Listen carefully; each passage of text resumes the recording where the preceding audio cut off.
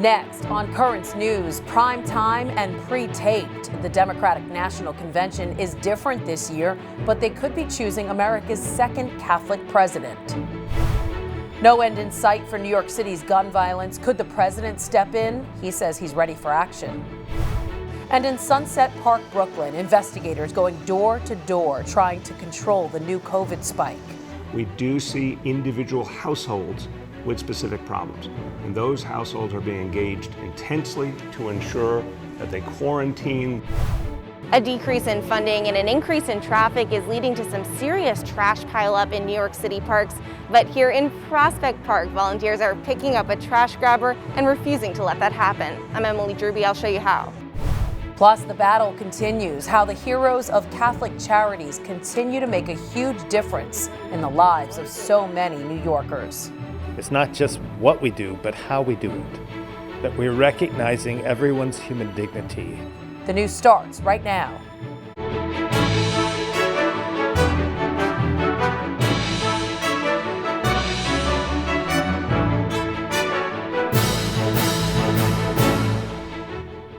Good evening, I'm Christine Persichetti. The Democratic National Convention is going live in just a couple of hours, but a lot of it will be pre-taped, the first virtual convention ever.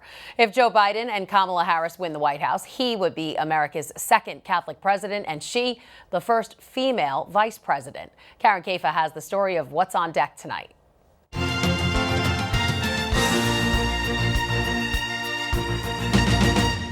It is not the Democratic National Convention initially imagined, but from virtual setups across the country this week, the party will nominate and celebrate their 2020 ticket, former Vice President Joe Biden and Senator Kamala Harris. I'm in this race to win, and with that guy right there, and we're going to get it done. The opening night theme, We the People, leaning into an overall unity theme for the Democrats this week.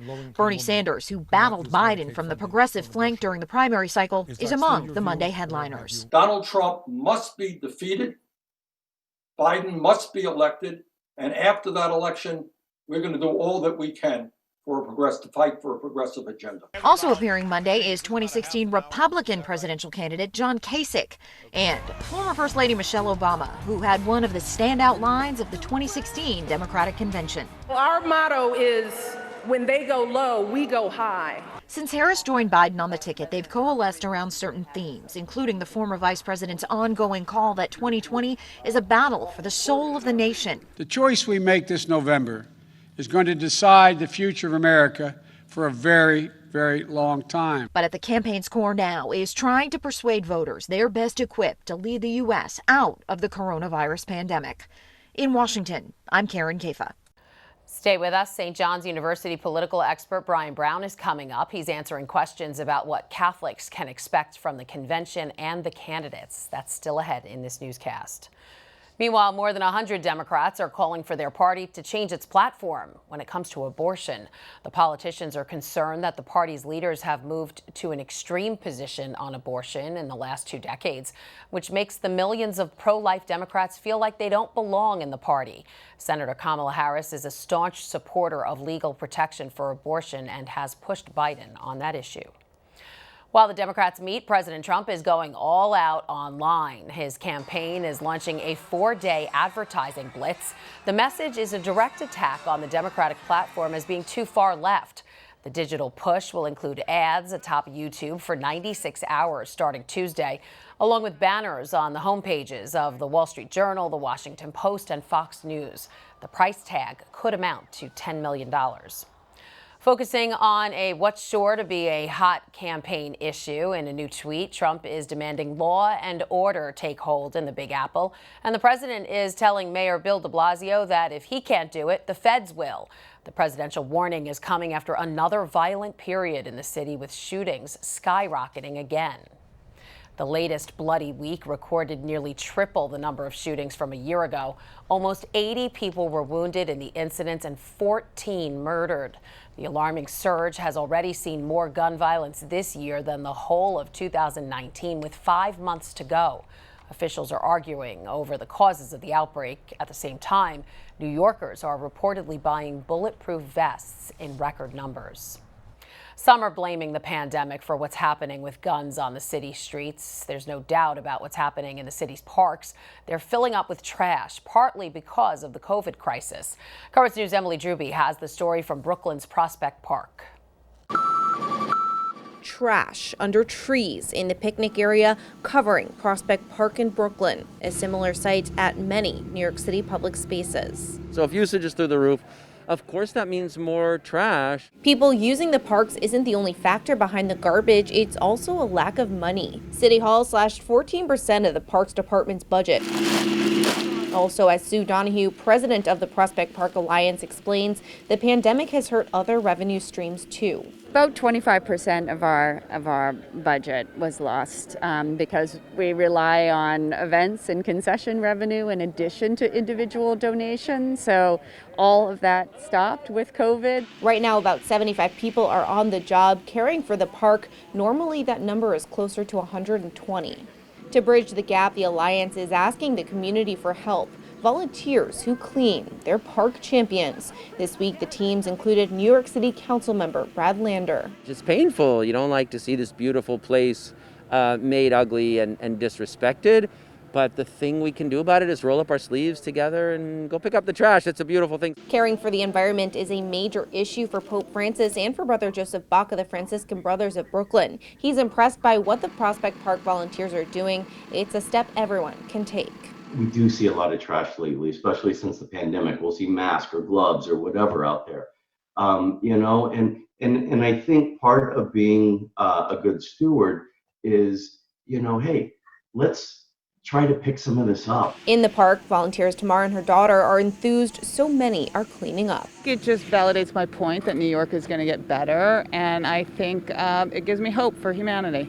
Now, if you yourself are interested in putting on some gloves, picking up a trash grabber, and becoming a park champion yourself, the Alliance is looking for volunteers for every Monday through the end of August. In Prospect Park, Emily Drewby, Currents News. To sign up to help clean up Prospect Park, go to prospectpark.org/get-involved/volunteer. We'll give you that information again at the end of the newscast. The spike of coronavirus infections in Brooklyn's Sunset Park neighborhood is being tackled with a massive response. The city's test and trace teams have knocked on thousands of doors and made more than 100,000 telephone calls. Mayor de Blasio is saying the outbreak isn't a new cluster. We do see individual households with specific problems, and those households are being engaged intensely to ensure that they quarantine, that they safely separate. And what we're finding is actually a very, very strong response. The vast majority of households readily working with our test and trace team. His Honor also denounced 2 indoor raves held over the weekend in Sunset Park. He called them unacceptable. Testing is a big key to breaking the back of the pandemic, and now the FDA is giving emergency approval to a new type of test. This one uses a person's saliva instead of those nasal swabs. Researchers from the Yale School of Public Health developed it. Turnaround time is fast, less than 3 hours, and it's said to be reliable. The NBA funded the test's development. A food crisis in America is increasing side by side with the COVID pandemic. Almost 20% of U.S. families with kids at home couldn't afford to give their children enough food last month. That news is coming from weekly surveys by the Census Bureau. And the number of people receiving food stamps is shooting up at a record pace, more than double the rate during the Great Recession of 2008. In the Diocese of Brooklyn, confronting the hunger epidemic is Catholic Charities of Brooklyn and Queens. Together with other Catholic charities nationwide, they are pouring a tremendous amount of resources into the drive to ensure everyone has enough to eat. Currents News' Jessica Easthope has the story from Howard Beach. On the front lines of the pandemic, along with first responders, is Catholic Charities, the agency feeding the communities most in need. Across the country, Catholic Charities has given out more than $400 million worth of assistance. The impact of that help has been priceless. It shows that we're not out of this. Debbie Hampson, Senior Director of Community Health and Wellness for Catholic Charities Brooklyn and Queens, says the pandemic is putting her team to the test. I actually was on our 9/11 disaster team, and I've also been on our Sandy disaster relief team. So I've seen disasters, but I think in a way this is the worst one. From April until the end of June, Catholic Charities Brooklyn and Queens held 11 pop-up food pantries across the Brooklyn diocese. The agency gave out more than 400,000 meals and served more than 45,000 people. My staff and our volunteers were willing to go out and be that front line, giving out that food. They're putting their health at risk, but we saw the need was so great. During the height of the pandemic, the agency's team grew from just a handful of people to nearly 150 volunteers. Help, they say, they couldn't do without. We've had the Knights of Columbus, we've had the Ladies of Charity, just people who want to help out in their community. Richard Slizeski, the senior vice president for mission with Catholic Charities Brooklyn and Queens, says donations are keeping the agency going. In addition to the pop-up food pantries, Catholic Charities Brooklyn and Queens is seeing a 1,000% increase at the 20 food pantries it runs year-long. Richard says when they were feeding people who thought they would never be at a food pantry, the agency's true mission came into play. We recognize the dignity of every single person. Part of that dignity is to be able to live and feed your families, and we're walking with people on that journey. Pandemic or not, for Catholic Charities Brooklyn and Queens, the work is never done. In Howard Beach, Jessica Easthope, Currents News. The pandemic hasn't put the brakes on migration. Despite the risk of infection, migrants and asylum seekers are still seeking safety and a better life abroad. From January to the beginning of this month, including the height of the lockdown, nearly 15,000 arrived in Italy. Here in the U.S., illegal crossings at the southern border are up, with a large increase in single adults coming from Mexico. And many of them are being placed in U.S. hotels. According to the New York Times, the hotel detentions of migrants are overseen by a private security company. Immigration and Customs Enforcement says everyone, including children, are cared for and then quickly deported to protect the country from the spread of the virus. But critics say since the hotels are not part of the formal detention system, they don't follow policies designed to prevent abuse or require that detainees be provided with food and medical care.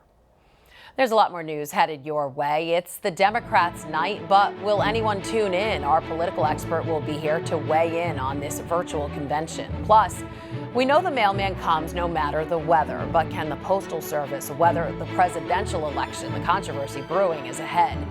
And he was born for this, a Louisiana priest taking on racism. You'll meet him. Stay with us. Now you can help us put your faith in the news. The next time you capture a newsworthy event, send us your pictures or video. It's easy. Go to netny.tv/send us, and you may see your submission on Currents News.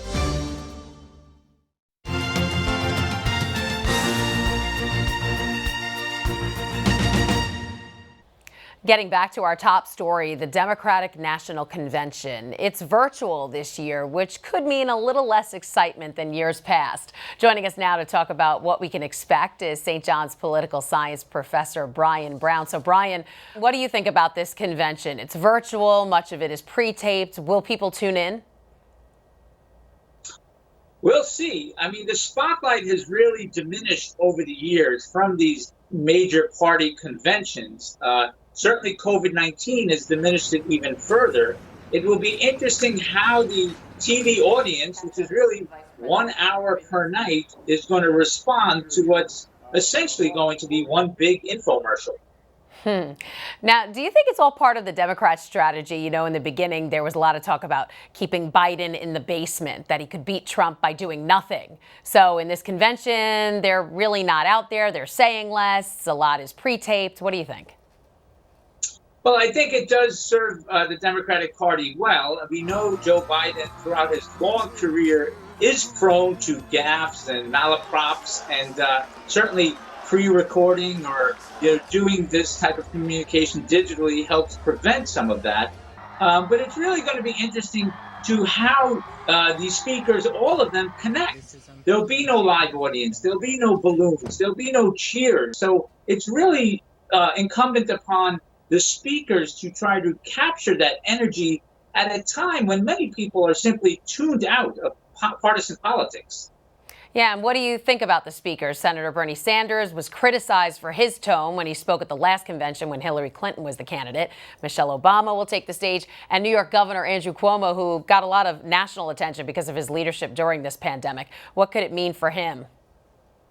Well, there'll be a lot of New Yorkers on the stage this week, including the ones you mentioned, as well as AOC and Andrew Yang. So there's lots of New York attitude going on. Certainly, some of these folks will be positioning themselves. Many of them only have a minute or two to speak, so they really have to maximize it. But for someone like an Andrew Cuomo, it just builds upon his national name recognition. AOC doesn't need any more publicity. So it's really it'll be interesting to see how these speakers make use of their time while still managing to message Joe Biden, the main event.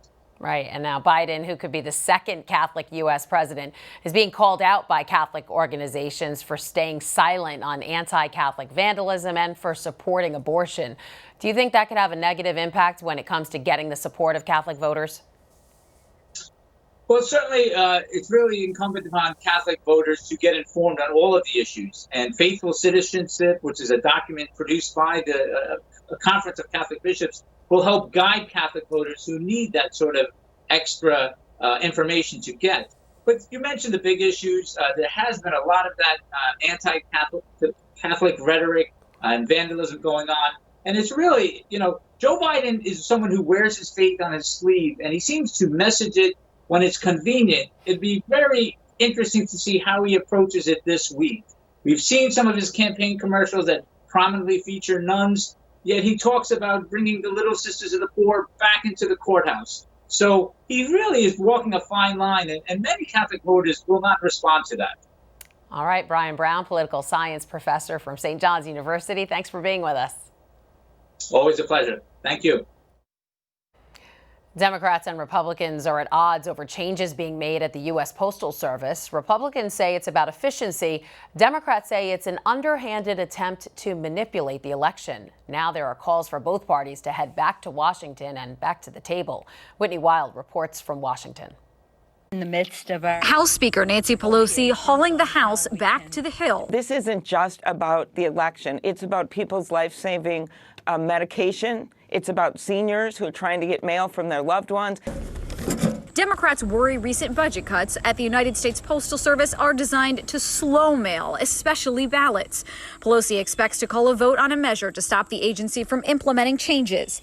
Democrats also want USPS leadership to appear in person to answer questions about new policies, such as removing high-speed mail sorting machines and no longer considering election mail a priority. We may believe that they're doing it to try to undermine an election. If they take out the over 600 processing machines, sorting machines that they want to take out, that could hamper our ability to get it done.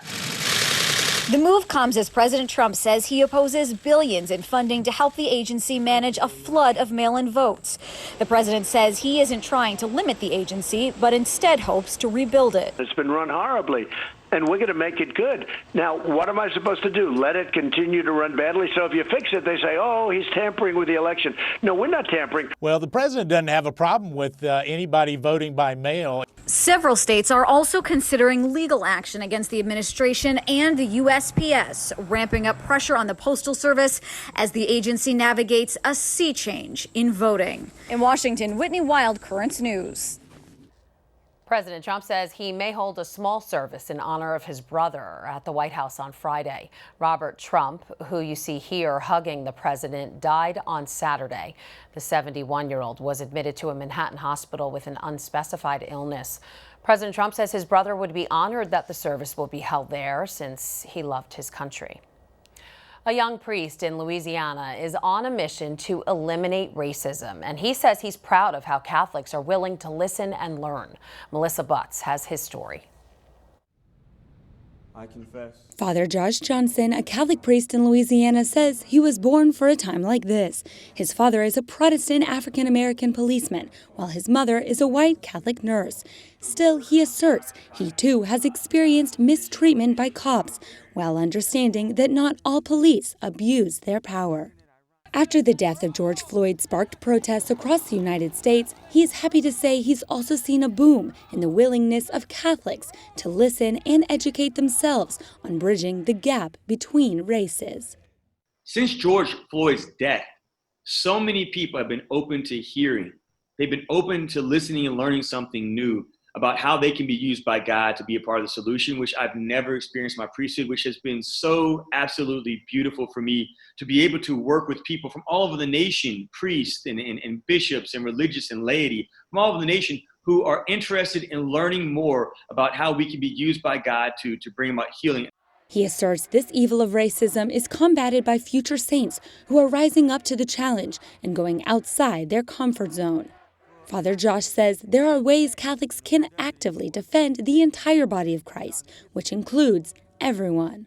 We need to first and foremost pray, then fast from our resources that we normally listen to, and then fast from speaking so that when we have our Bible studies with our brothers and sisters who are different from us, we can actually listen to them and hear them well. He explained that through listening, trust is built, dividing walls are shattered, and healing begins. Father Josh is proud to say he's felt supported by some in the church, but not all Catholics are as eager to have racial unity in the body of Christ. I've heard that message from some people who wear the collar. I've heard that message from some Catholics who go to daily mass. Things are so much better today, Father Josh, so why don't you just settle for mediocrity? I'm like, no. Because God has called us for greatness. Only having been a priest for 6 years, he asserts racism is one theme he has and will continue speaking about until it is eliminated for good. Again, that was Melissa Butts reporting. Still to come on Currents News, it's the oldest cathedral in the U.S., but now the Pope is calling it something else. We'll tell you why. And it's a huge birthday celebration. We'll tell you how many candles this North Carolina woman has on her cake. Do you have a story idea or want to share a tip? Email us at newstips@desalesmedia.org or call our 24-hour number, 718-517-3122. We'll be right back.